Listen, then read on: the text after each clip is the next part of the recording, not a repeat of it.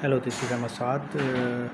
When I go through the resumes for shortlisting, one thing I noticed that many people don't write what are the KPIs of their jobs or what are their achievements, because they just write I have managed accounts in XYZ company, but they never told us what is the quantity, what is the quantum of that work, or what are the KPIs, and more importantly what are the achievements.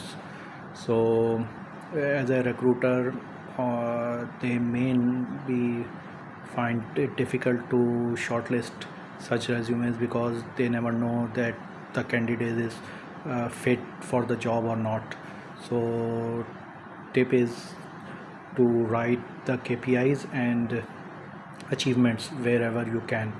And for students, they can write about the subjects they are interested, or their most strong subjects, and what are the projects they have done in their student life. So that is one tip. I hope it works for you.